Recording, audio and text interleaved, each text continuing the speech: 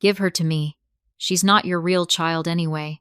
My mother said it across the Thanksgiving table, loud enough that my 7-year-old, Lily, heard every syllable. For a second, the whole room paused, forks hovering. My uncle's laugh stuck in his throat. The football game on the TV suddenly too loud. My brother Dean's hand was already on the back of Lily's chair, like he'd been waiting for permission to move her. Lily's fork froze. Her eyes went to mine, begging for a map. I didn't scream. I didn't argue with my mother in front of Lily the way my mother wanted. I slid my arm around Lily's shoulders and pulled her close. Her little ribs were moving fast under my palm. My mother reached for Lily's wrist. Don't make this dramatic, Carmen. We're saving her. Saving her from what? I asked, keeping my voice low because Lily was shaking. Dean smiled, calm and cruel. From you. From your situation. My mom nodded like she'd rehearsed it. Your ex is here. He has rights. You don't get to run off with her again. Lie 1. My ex-husband Jordan wasn't Lily's father. Lie 2. I never ran off. I left after he threw a lamp that shattered beside Lily's head. Lie 3. My mother invited him anyway. The room went silent in that heavy, trained way. Nobody said, "What the hell is wrong with you?" My aunt stared at her plate like gravy could hide her. My stepdad kept chewing like he could out-eat the tension. Dean's wife watched Lily like Lily was a purse someone forgot on a chair. Lily whispered, "Mom, did I do something bad?" "No," I said instantly. "Never." My mother slid a place card in front of Lily, the kind my mother makes for every holiday like she's building a scrapbook for strangers. It said Lila, wrong name. Same message. She'd done it before, tiny cuts you can't prove are on purpose unless you've bled from them for years. Dean spoke softly. Hand her over. We can do this calmly. Behind him, Jordan stood near the hallway, button down and fake humility. He held a pie dish like a prop. Lily saw him and went stiff. Not crying, just gone quiet. Her gaze dropped to his hands. Because she remembers the night those hands slammed doors and shook the wall beside her bathtub, I pushed my chair back. We're leaving. My mother's smile sharpened. You step outside with her and I'm calling the police. If you don't have papers, Carmen, you're kidnapping. She said kidnapping like it was a magic spell that turns a mother into a criminal. Dean's fingers closed around Lily's backpack strap. He'd placed her bag by his feet, not mine. A small detail, but it screamed. They planned this. I held my palm open, gentle. Lily, come to me. She slid off her chair, but Dean's knee shifted, blocking her path like a gate. Jordan took a step closer. Carmen, don't do this. My mother sighed like a saint. Think of Lily. Think of her future. She said future the way she says mine, like it's something she owns. Lily's voice came out thin. Grandma told me to pack my favorite things. Just in case. My blood went cold. When did Grandma tell you that? Lily looked down at her hands. This morning, she said. Don't tell Carmen, it'll upset her. I looked at my mother. She didn't flinch. She just lifted her chin, daring me to get emotional. That's when I understood the real trap. They weren't just taking Lily. They were setting me up to look unstable while they played concerned family. I reached into my purse and pulled out the envelope I'd promised myself I'd never need. It wasn't a speech. It was paper. I set it on the table between the gravy and my mother's hand. I already have papers, I said. For the first time all night, my mother's face flickered because she recognized the court seal, and she knew I'd stopped playing nice. My mother stared at the envelope like it might bite. Jordan reached for it, like he still had access to my life. Dean slapped his hand away with a laugh that sounded friendly. Let Mom read it. My mother opened it slowly. Her eyes moved down the first page, and the color drained from her cheeks. Dean leaned in, and his smile collapsed for half a second. Jordan's polite mask tightened into something mean. What is this? My mother asked, voice thin. Emergency temporary guardianship, I said. Granted yesterday. Dean blinked. That's not possible. It is when a judge reads the incident reports you tried to bury, I said. My mother's mouth twitched. We were protecting you. No, I said. You were protecting your story. Because in my mother's story, I'm always the problem that needs managing. Jordan cleared his throat. I'm here now. I can take Lily. You can't, I said. He smiled, like I was being cute. I'm her father. Lily flinched so hard my stomach flipped. I stared at him. You're not! A ripple went around the table. My mother's gaze snapped to mine. Don't you dare. I didn't explain. I didn't give them a speech. Speeches are for families who listen. My mother's voice rose, bright with panic. If you walk out, I'll call the police. I pulled out my phone. Already did, because on the drive over, something in my bones had warned me.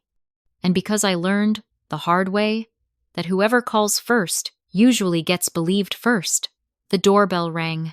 My mother's wine glass shook. Ice clinking. Dean stood too fast. Jordan drifted back like he'd practiced disappearing. A deputy stepped in, polite but alert. Miss Reyes? I nodded. He looked at Lily, then at my mother's hand resting on Lily's backpack. Ma'am, step away from the child's belongings. My mother forced a laugh. Officer, this is a family misunderstanding. The deputy held up the order. It doesn't read like one. He read it out loud, guardianship to me. No contact for Jordan, and Dean restricted pending hearing. Jordan's face went white. No contact? That's insane. The deputy's voice stayed flat. Sir, you need to leave.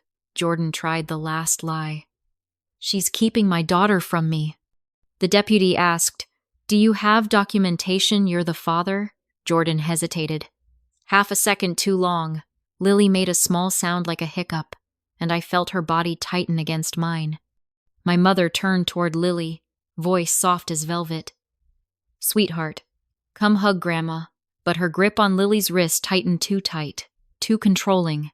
Lily whispered, Please don't make me go. Not go with her. Just go. Like the whole room was a trap, I lifted Lily into my arms. She curled into me, shaking. My mother's eyes flashed, quick and furious. You're tearing this family apart. He isn't to this. I looked at her. You tore it apart when you decided Lily was a tool. Outside, the cold air hit Lily's cheeks, and she finally breathed like her lungs had been holding back. I thought Grandma loved me, she whispered. She loves control, I said. That's different. At home, I made cocoa with too many marshmallows. Because sometimes parenting is just sugar over terror. Lily sat at the kitchen table, rubbing her rabbit's ear between her fingers like a worry stone. Am I real? She asked suddenly. The question punched straight through me. You're real, I said, and made the word a wall. You belong with me. My phone wouldn't stop buzzing. A family group chat lit up with messages that were somehow all about my mother's feelings. Aunt. How could you embarrass her? Cousin. She's old, Carmen. Be kind. Nobody asked. Is Lily okay? That told me everything. Then my phone buzzed again, different sound. From Lily's school portal. Student record transfer request submitted. Submitted 5 minutes ago. While we were still at the table, my stomach dropped so hard I had to grip the counter. Because someone wasn't just trying to grab Lily tonight, they were trying to erase me from her life on paper. If you're still here, like and subscribe because what I found behind that school request proved this wasn't a blow-up. It was a plan that started months ago. I didn't sleep. I sat on the couch with Lily tucked against me, her rabbit under her chin, her breath finally slow. When she drifted off, I opened the school portal on my laptop with hands that shook. The transfer request wasn't subtle. It listed a new primary guardian, my mother, and under emergency contact, Dean, and under approved pickup, Jordan. My vision tunneled. They didn't just add themselves. They removed me.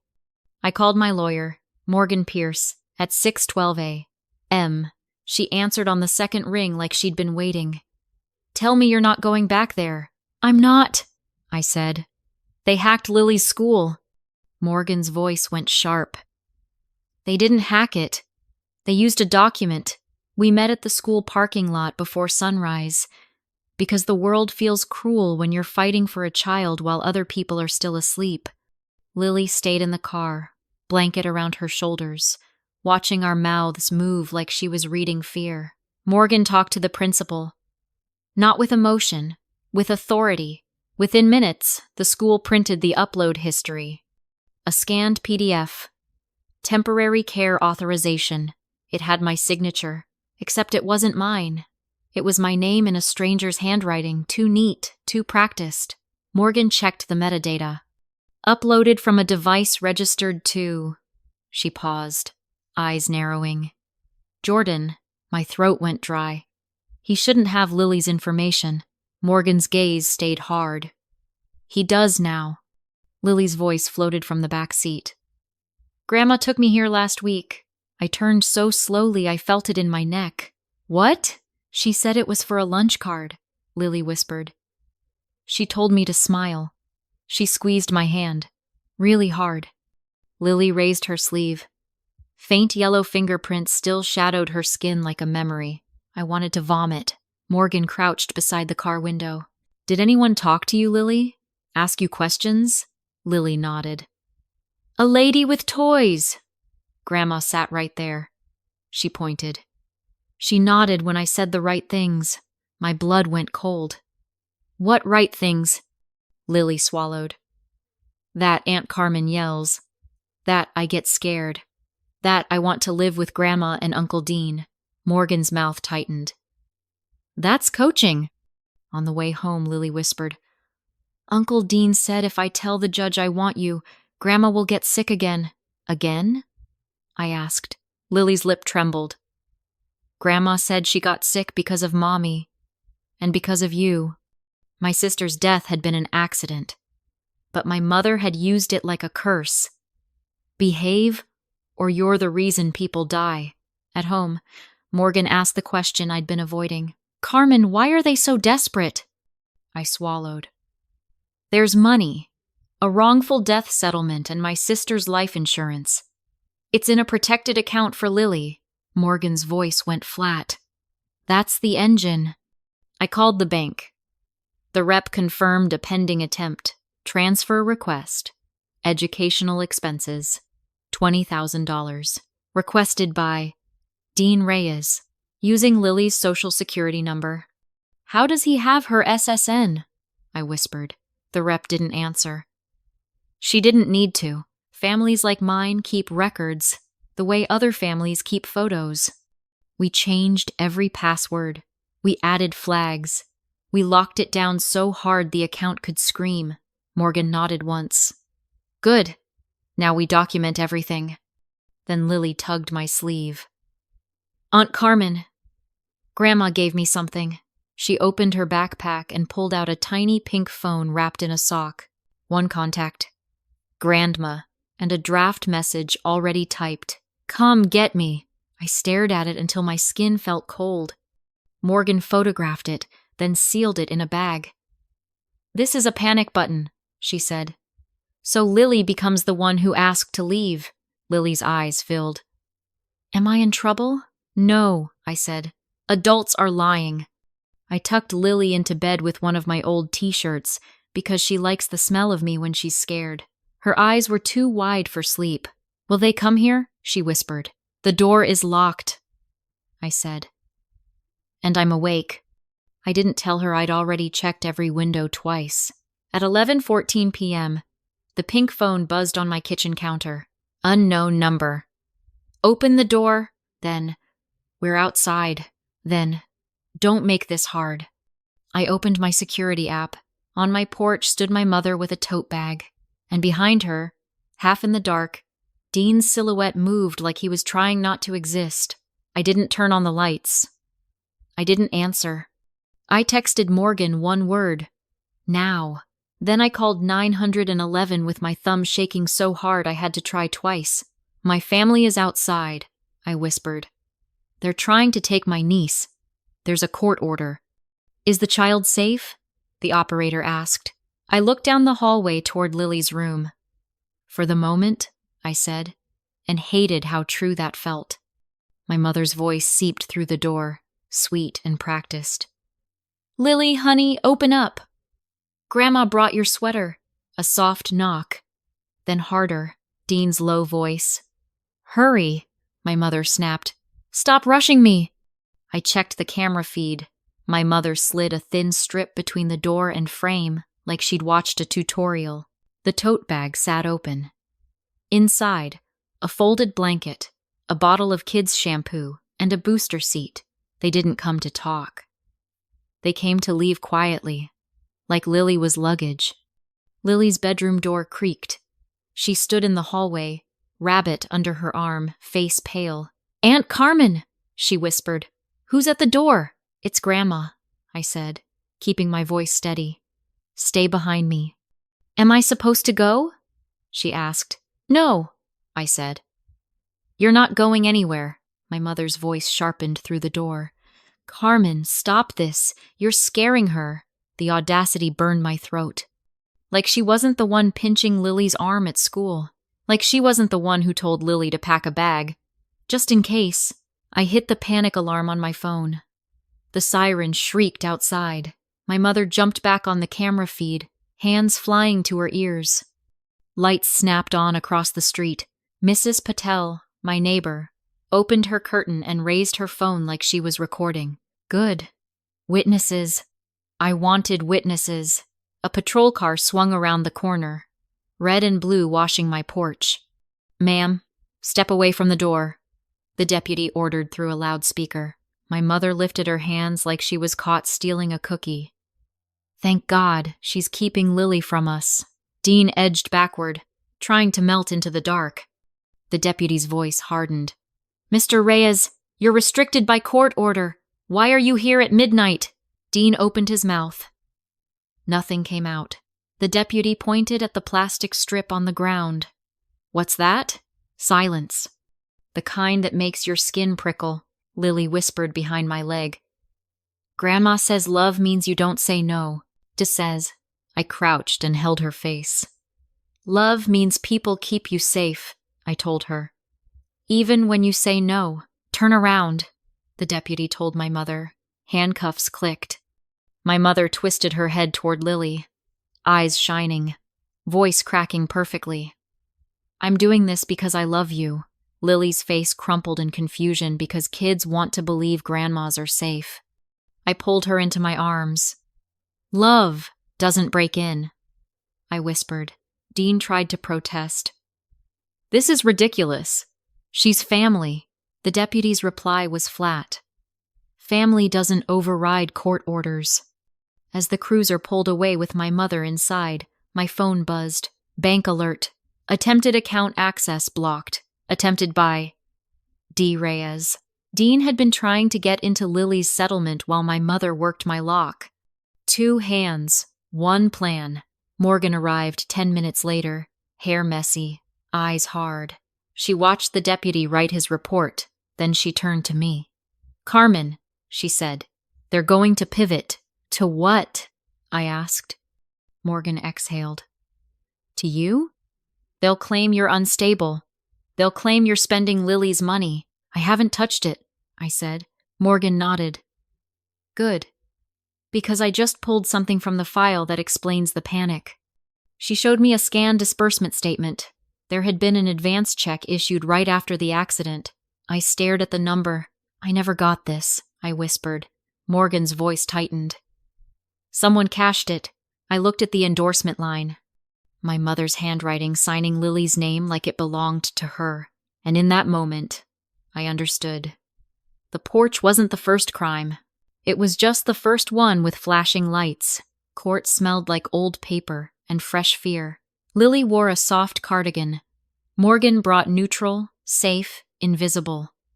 I hated that we had to dress for belief, but I did it anyway. My mother arrived in a cream coat and a cross necklace, eyes damp on command. Dean followed, playing ashamed. Jordan sat 2 rows behind them, quiet as a shadow. If he truly had rights, why was he hiding? Their attorney, Clayton Mercer, approached me with a smile that felt like a warning. "Miss Reyes," he said, "we can resolve this without traumatizing the child, as if they hadn't already done it." Inside, Judge Marinvale took the bench, sharp eyes, no patience for theater. Clayton went first. He called me unstable, overwhelmed, dangerous in grief. Then he dropped the poison he thought would win. "Miss Reyes may not be biologically related to the minor." Lily's hand tightened around mine. Her breath sped up. My mother dabbed her eyes like she was mourning my lies. Morgan stood and kept it simple. "Guardianship was granted based on the mother's documented wishes," she said, "and based on the petitioner's coercion and attempted fraud." Clayton scoffed. "Fraud is an accusation." Morgan slid papers to the clerk. "Bank report, school forgery, police report from attempted forced entry." Judge Vale's gaze moved to my mother. "Mrs. Ortega," she said, "were you at Miss Reyes's home last night?" "I was checking on my granddaughter," my mother said. "With a booster seat and a lock bypass strip?" Judge Vale asked. My mother's mouth opened. Closed. Clayton pivoted fast and lifted a tablet. "We have evidence of Miss Reyes's aggression. A video," Lily whispered. "That's the scary one." Morgan rose instantly. "Objection. Unauthenticated." Judge Vale's eyes chilled. "I'll review it in chambers." Recess. In the hallway, my mother crouched to Lily, smiling. "Come here, baby. Grandma brought you cookies." Lily's shoulders rose. I stepped between them. "Don't touch her." My mother's smile stayed, but her fingers pinched Lily's elbow hard. Lily went silent. Morgan leaned in. "Stay calm," she murmured. "They want you to explode." Back in court, Judge Vale returned with a different expression. "Not sympathy, disgust. This video appears manipulated," she said. "Audio does not align with the subject's mouth movement." Clayton's smile flickered. Judge Vale continued. "And the child was taken to an unlicensed counselor and coached." Morgan added, "A forged authorization was uploaded to the school portal listing Mrs. Ortega as guardian. The upload traces to Mr. Hale's device." Judge Vale's gaze snapped to Jordan in the back row. He didn't look up.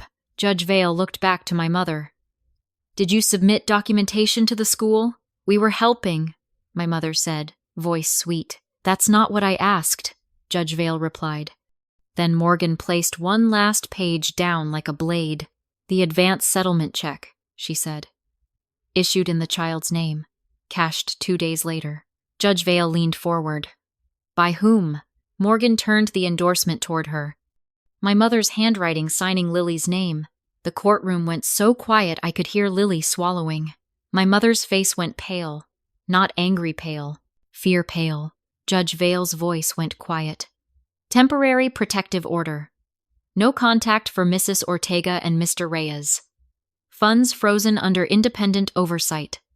Referral for investigation of fraud." My mother's breath hitched. Real this time.